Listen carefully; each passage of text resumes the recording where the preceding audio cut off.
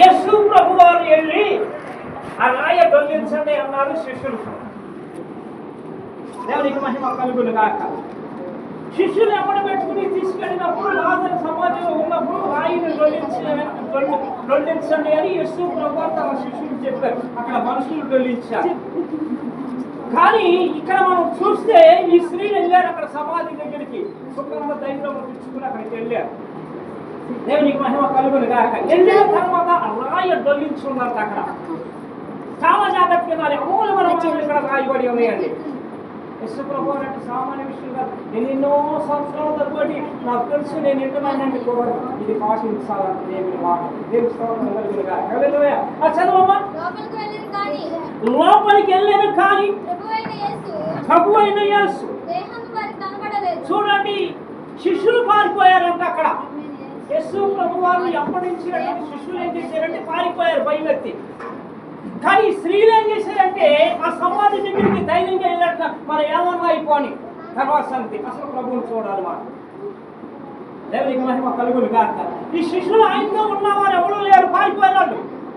కానీ వీళ్ళు ధైర్యం తెచ్చుకొని ఏమన్నా జరగని అసలు ఆ సమాధి దగ్గరికి మనం వెళ్ళాలి అని వీళ్ళు ఒక తీర్మానం చేసుకుని ఈ స్త్రీలు వెళ్ళారంటే ఆ సమాధి దగ్గరికి. దేవుని స్తోత్రం కలుగును గాక. హల్లెలూయా. ప్రభువైన యేసు దేహము వారికి కనపడలేదు.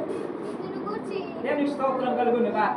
ఎందుకు కనపడలేదు అని మన పరిశీలన చూస్తే ఆ రాయ యేసు ప్రభు అని దొంగిలించాడంట. దేవుని స్తోత్రం కలుగును గాక. సమాధిలో నుండి ఇక్కడ లాజరు చూస్తే లాజరు శిష్యులు మీరు రాయ దొంగిలించండి అని వారితో చెప్పాడు. కానీ సమాధిలో ఉన్న ఆయన పెట్టినటువంటి రాయ దానికదే దొంగిలించి వెళ్ళిపోయిందంట. దేవుని స్తోత్రం కలుగును గాక. అక్కడ దేవదూతల నుంచి నేను రాయబడలేదండి. దేవునికి మహిమ కలుగును గాక. హల్లెలూయా. ఎందుకంటే ఆయన చెప్పిన మాట పునరుద్ధానమందు నేను నెగుస్తానని వాగ్దానం చేశాడు ముందరే. దేవునికి మహిమ కలుగును గాక. హల్లెలూయా. అందుకనే ఆ రాయ దేవుని మాటలో తీసుకొని ఏడుకొని సమాధి ఆయన ఉన్నటువంటి సమాధి. దేవునికి స్తోత్రం కలుగును గాక. హల్లెలూయా. అంటే సమాధి రాయ అంటే ఏంటండి? మన పాపములో ఉన్న రాయ దొంగిలించుకుపోవాలి బయటికి. పాపం అనే రాయి ఉంది మన దగ్గర. ప్రతి ఒక్కరికి పాపం అనే రాయి ఉంది. రాయ దొంగిలించుకుపోవాలి బయటికి. అప్పుడే పరిశుద్ధాత్మ దేవుడు మనలో ఉంటాడు. దేవునికి స్తోత్రం కలుగును గాక. హల్లెలూయా. నీలో నాలో అందరిలో ఉంది పాపపు రాయ. దొంగిలించుకుపోవాలి ఆ రాయ. దేవునికి మహిమ కలుగును గాక. ఇక్కడ అంటున్నాడు చదవమ్మా. ఇద్దరు కూర్చి వారికి ఏమీ తోసలేదండి. ఏమీ వాళ్ళకి మైండ్ చేంజ్ అయిపోయింది. అక్కడ ధైర్యంగా వచ్చారు. ఏమో జరుగుతుందో ధైర్యంగా వచ్చారు. శిష్యులు పారిపోయారు, చూడలేదు. అక్కడికి వచ్చిన తర్వాత వాళ్ళకి ఏమీ తోసలేదు. అయోమయం అయిపోయారంట ఆ స్త్రీలు ఆ సంఘటన చూడటానికి. దేవునికి మహిమ కలుగును గాక. చాలా మూలమైన మాటలు ఇక్కడ రాయబడి ఉన్నాయండి. ఎందుకు ఆయన సమాధుల గురించి ఈరోజు ఈ పునరుద్ధానం ముందు ఎందుకు చెప్పగలిగింది?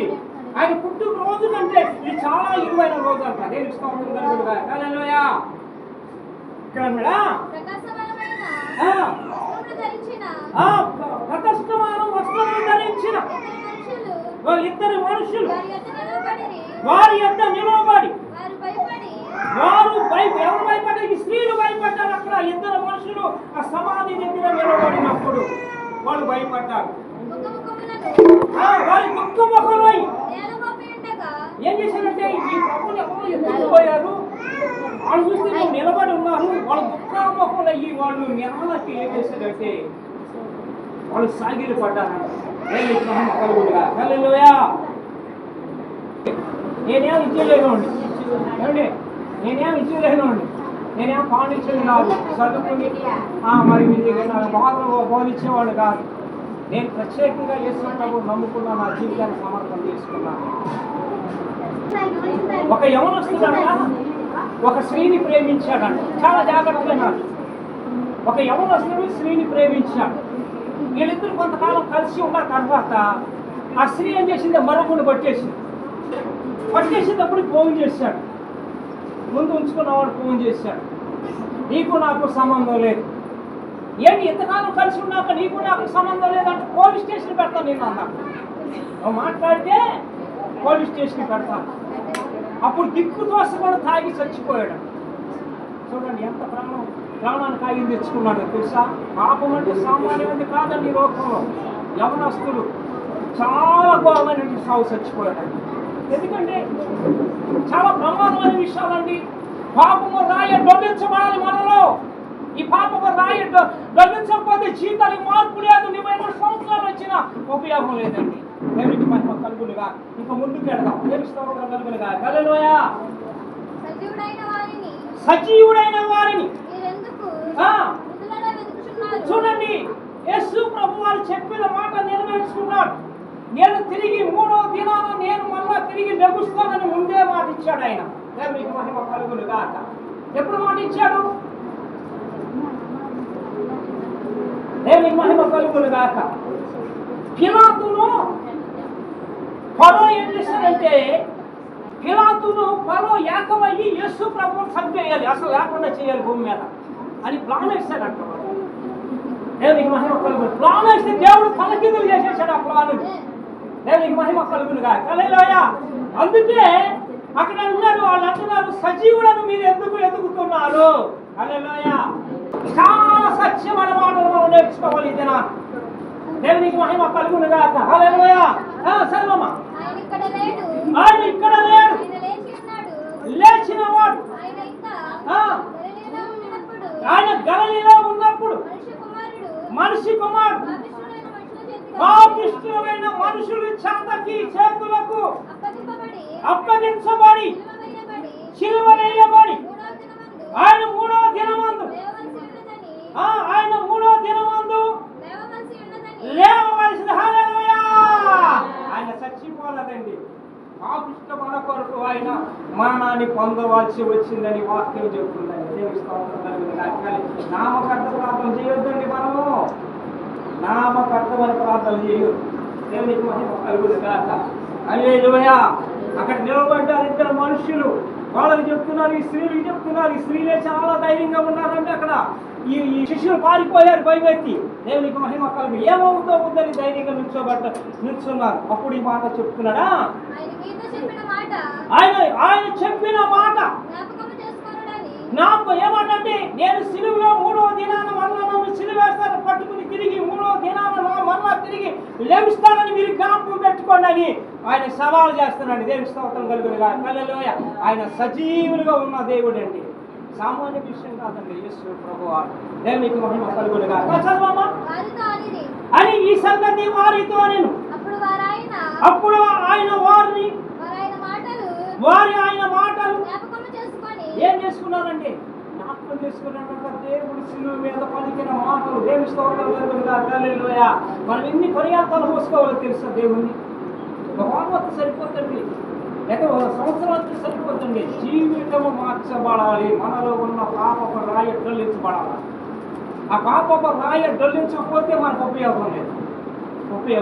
దేనికి స్తోత్రం కలుగునుగా. హల్లెలూయా. ఇక్కడ అంటున్నాడా, సమాధి వద్ద నుండి వారు తిరిగి వెళ్ళి ఈ సంగతులన్నీ తన శిష్యులకు తక్కిన వారందరికీ ఏం చేశాడండి. అందుకే యేసు ప్రభు అన్న సువార్త ప్రపంచమంతా ప్రకటించమన్నాడు. యేసు ప్రభు నమ్ముకున్నామండి, మీరు కూడా నమ్ముకోండి. చెప్పాల్సిన బాధ్యత మనకు ఉంది. తెలియజేయాలి. చీకటిలో ఉన్నవాడిని వెలుగులోనికి తీసుకురావడానికి గుణాతిశయగలవాడై ఉన్నాడండి. ఈ బ్రతుకుని నా బ్రతుకుని మారుస్తాడండి. మనం చెప్పగలిగితే వినగలిగితే. నేను హల్లెలూయా. మీరు ఎన్నాళ్ళే గురుకోమని చెప్పలేదు, అందరికీ తెలియజేయమన్నాడు ప్రభు. నేను స్తోత్రం కలుగునుగా. హల్లెలూయా. తెలియచేటకే ఇదిగో ఈ ఆదివారం పునః దేవుడు మాత్రం మాట్లాడుతున్నాడు. ఇది మనుషుల మాటలు కాదు. దేవుని స్తోత్రం కలుగునుగా. ఎంత ఎందుకు జరుగుతుందో గొప్ప మనుషులు ఒక్క వ్యక్తి కొరకండి.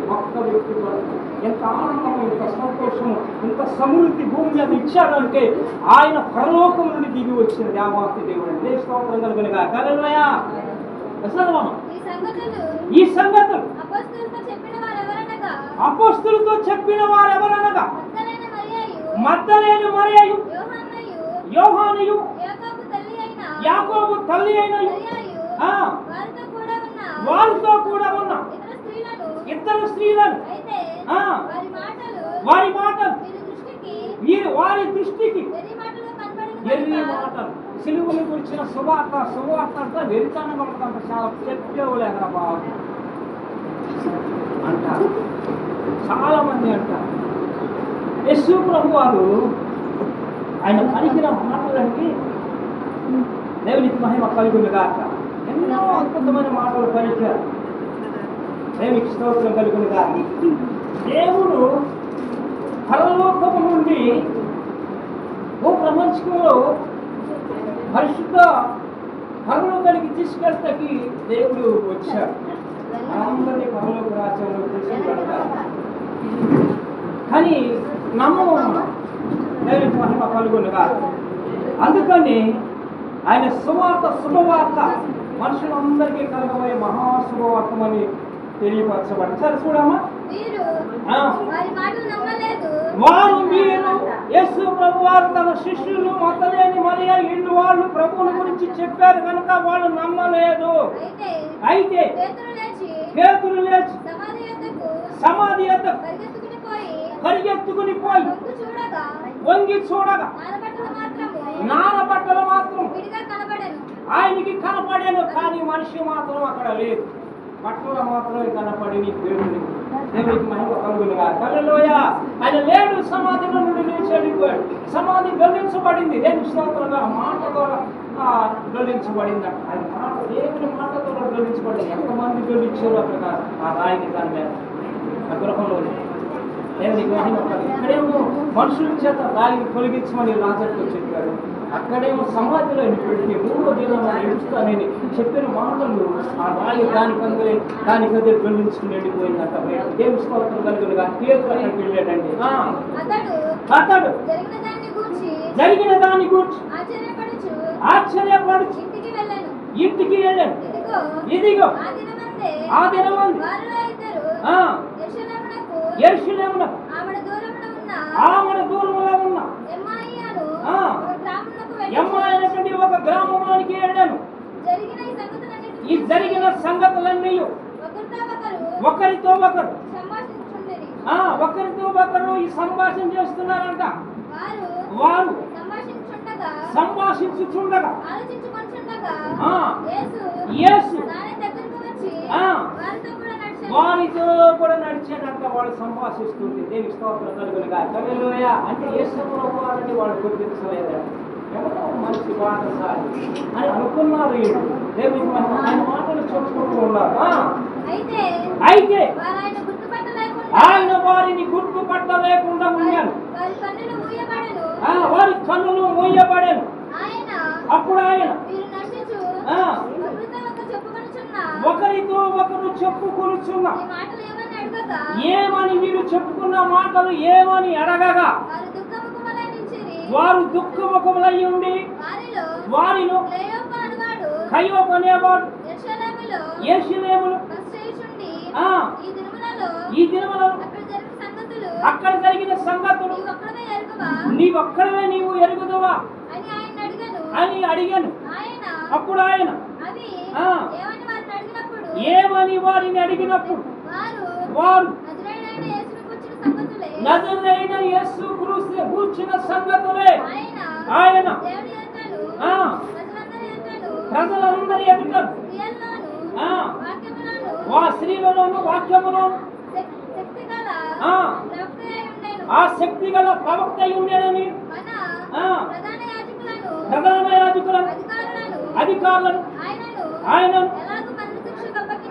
ఆయన మనుషుల చేతికి అప్పగించి మరణ శిక్షకు అప్పగించి సిలువ వేయించరు.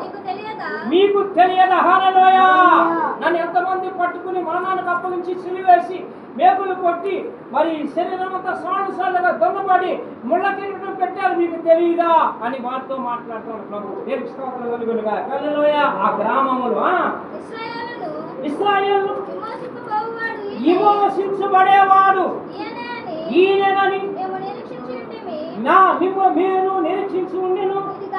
ఇదిగాక ఈ సంగతులు జరిగి నేటికి 3 రోజులు అయ్యింది.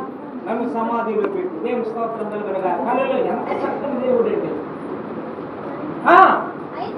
అయితే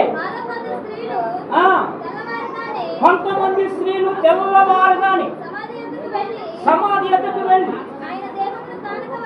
ఆయన దేహమును కానక వచ్చి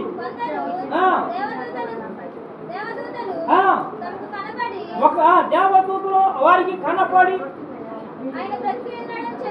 ఆయన బ్రతికి ఉన్నాడు. హల్లెలూయా. సాక్షాత్ దేవుడి దేవుడి వాడు దేవుడి స్తోత్రం. హల్లెలూయా. మన దేవుడు సజీవుడు. మనం చెప్పగలిగే శక్తి మనకు ఉన్నాడండి. కాబట్టి మా దేవుడు సజీవుడు. ఆయన మృతుల నుండి లేచాడు. మాతో చెప్పి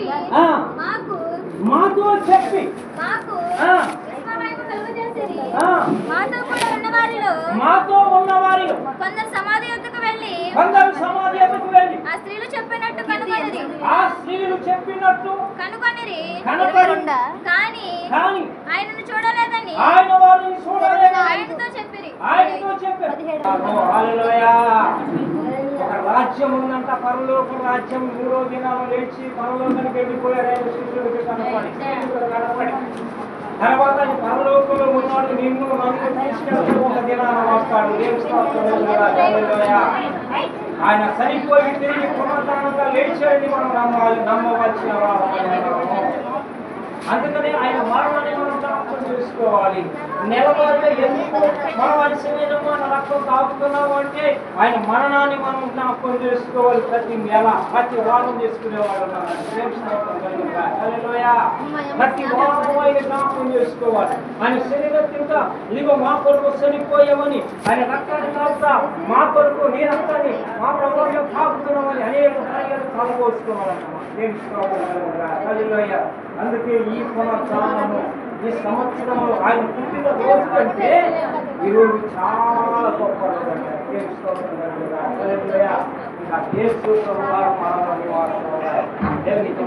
దేవదూతలు తయారు చేస్తారన్నమాట. మీరు నోరు తెలిసి దేవుడికి సరిపోయి పునరుద్ధరణగా లేచిన దేవుడికి మనం ఏం చేస్తాము? ఆయన వచ్చి మనం మళ్ళా తిరిగి పరలోక రాజ్యంలో తీసుకురావాలి.